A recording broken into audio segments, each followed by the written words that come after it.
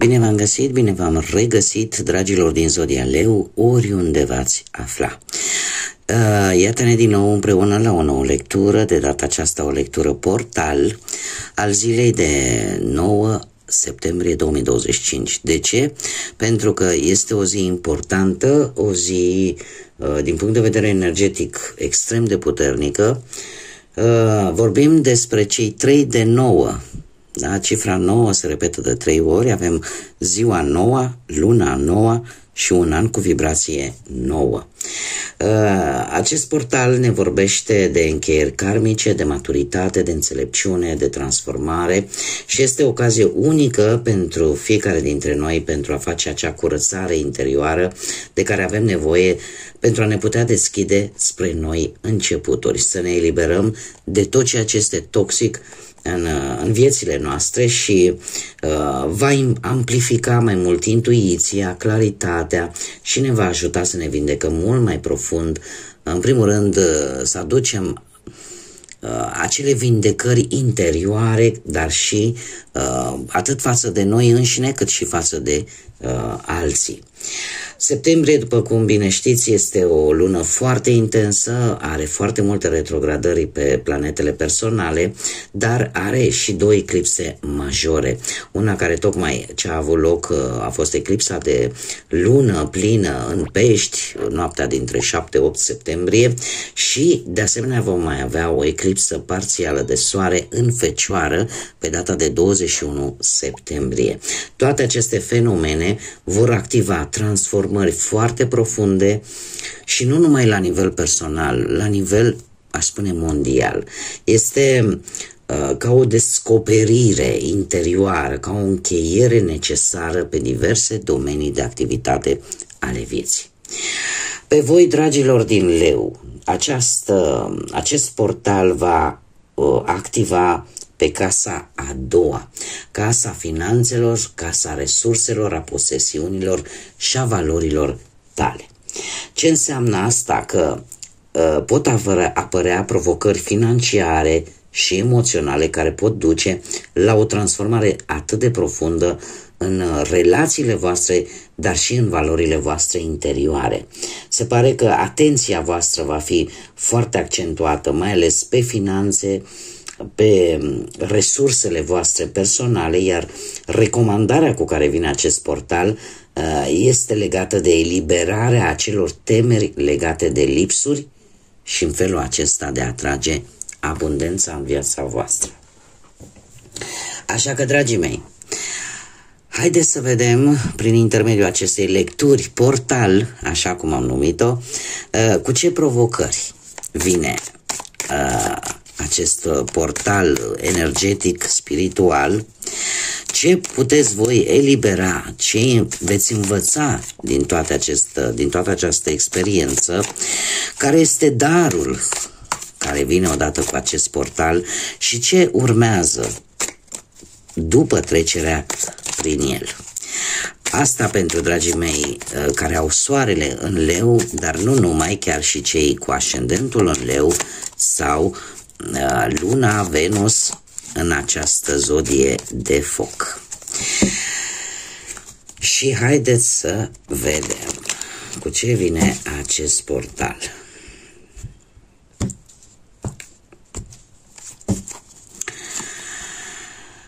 Provocarea principală pe care o aduce acest portal 999 este legată de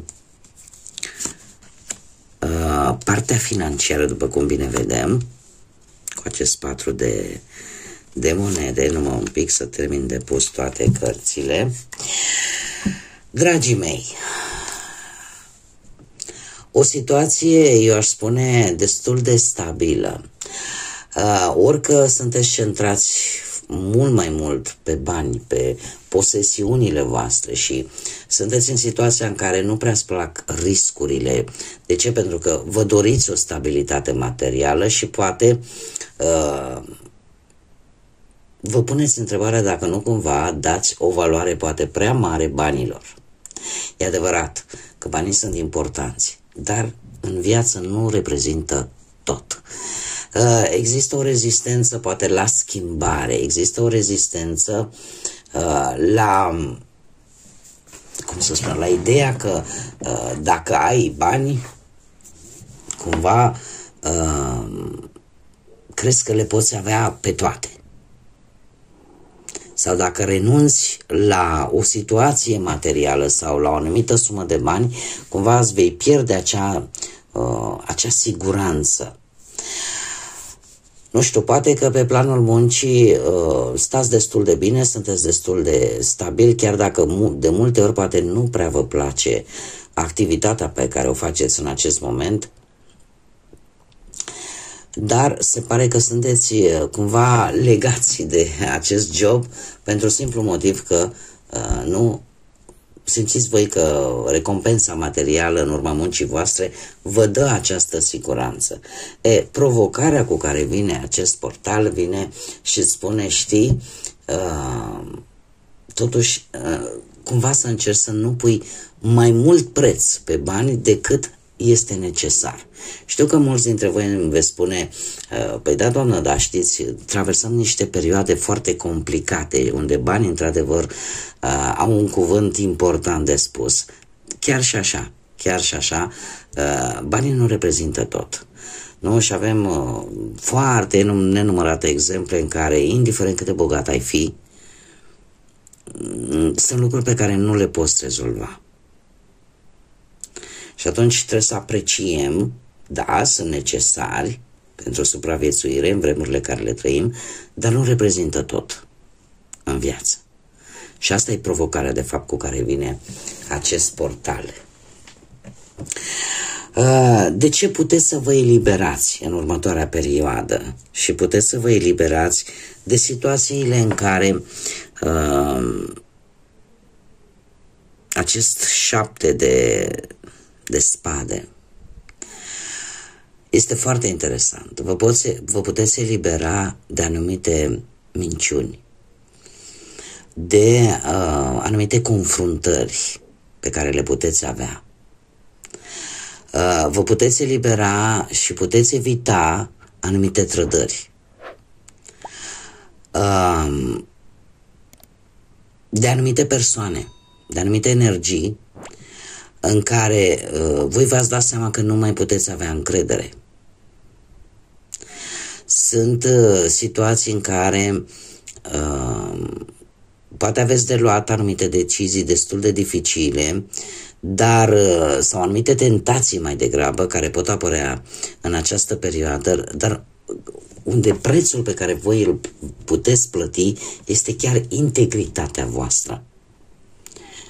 Și de acest lucru trebuie să vă eliberați de oamenii trădători, de oamenii care încearcă să înșele prin intermediul minciunii, de cei care voi simțiți că nu mai puteți avea încredere, cumva, de acele legături toxice, așa cum am spus încă de la începutul lecturii. Despre asta este vorba în acest portal. Să te eliberezi de acele relații toxice, de acele situații toxice care de multe ori îți fac rău și care te îndeamnă poate să renunți la ce este cel mai de preț, de fapt, la integritatea ta, la principiile tale sănătoase de viață. Ce puteți învăța cu ocazia acestui portal? Care este înțelepciunea pe care voi o extrageți din toate aceste experiențe? Și avem un cavaler de cupe. Un cavaler de cupe care îmi spune că vă veți folosi, veți învăța să vă folosiți intuiția, să vă ascultați acea voce interioară.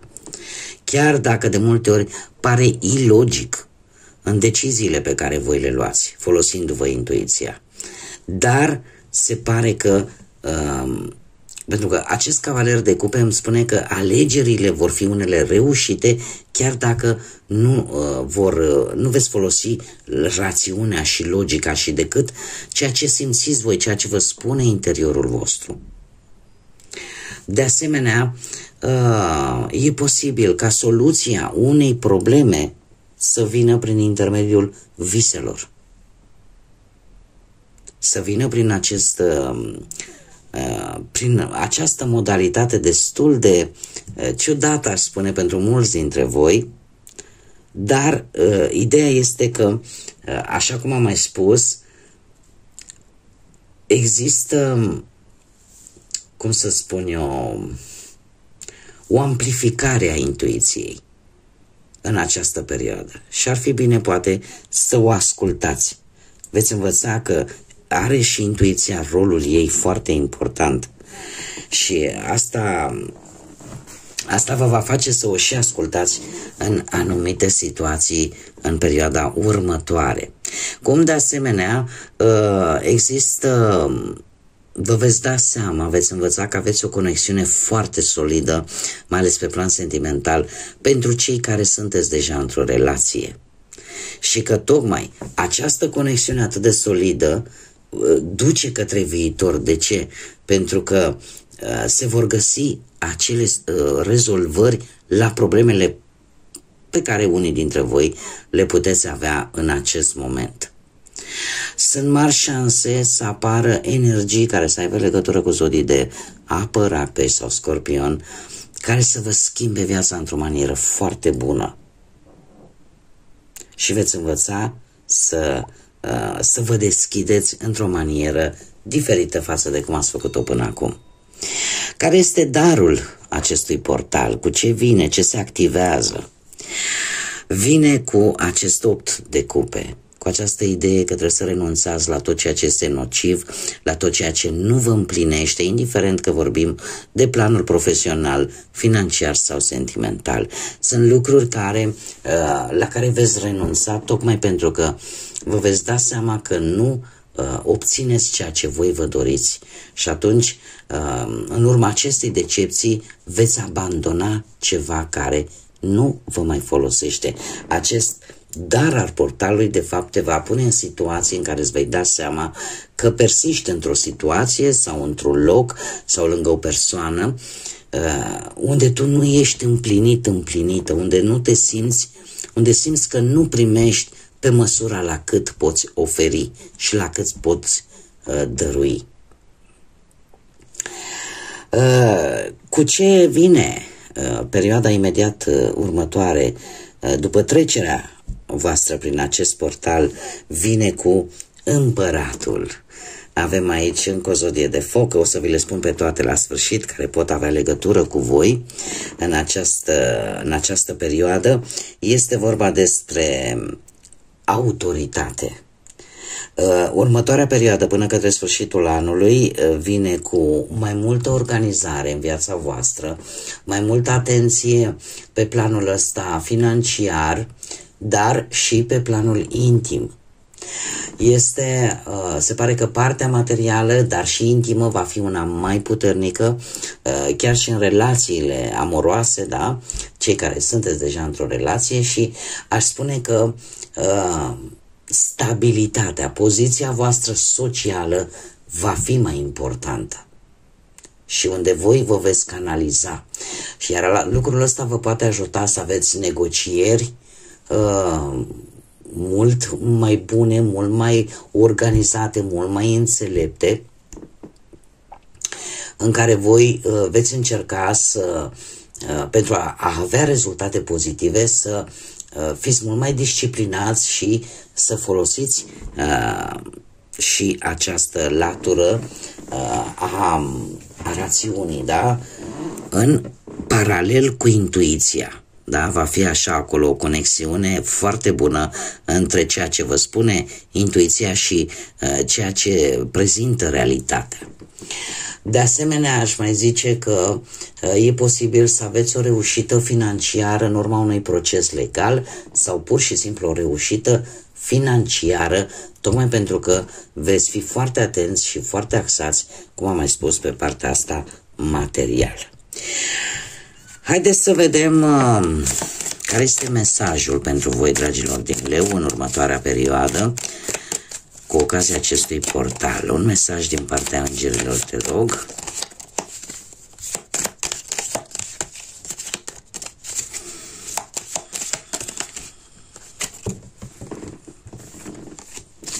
Sunt foarte multe. Haideți să vedem un mesaj, te rog.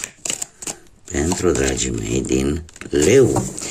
Și spune așa: concentrează-te în a dărui. Sufletul tău simte nevoia de a dărui cu entuziasm și de a obține acea fericire eternă. Toate aceste lucruri îți proporționează tot ceea ce tu ai nevoie. Trebuie să rămâi în acest curent de a dărui și de a primi, pentru că în felul acesta asta te ajută să îți înfrunți orice altă situație. Este de fapt un îndemn de a nu-ți pierde entuziasmul, de a nu-ți pierde această energie care te caracterizează. Este un îndemn de a rămâne așa cum ești, a rămâne generos.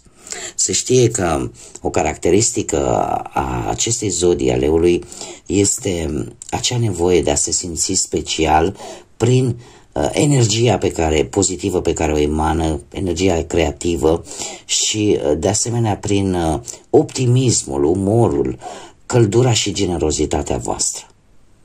Așa că nu pierdeți aceste lucruri atât de faine și atât de frumoase care vă caracterizează.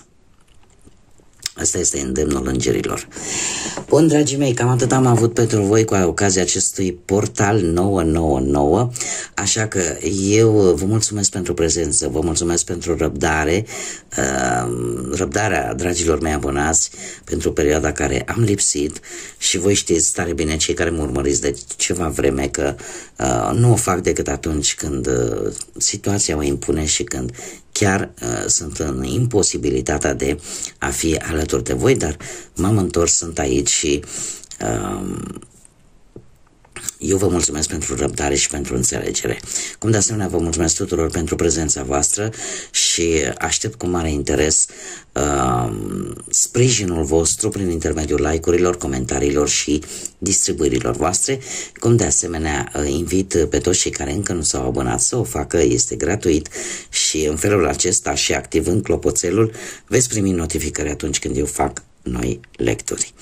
Așa că până la următoarea lectură, eu vă doresc tot binele din lume, să fiți așa cum sunteți voi, să profitați de acest portal atât de plin de energie, în așa fel încât să transformați tot ce e negativ în lucruri pozitive pentru voi. Așa că numai bine, cum v-am mai spus, multă energie pozitivă și să fiți iubiți.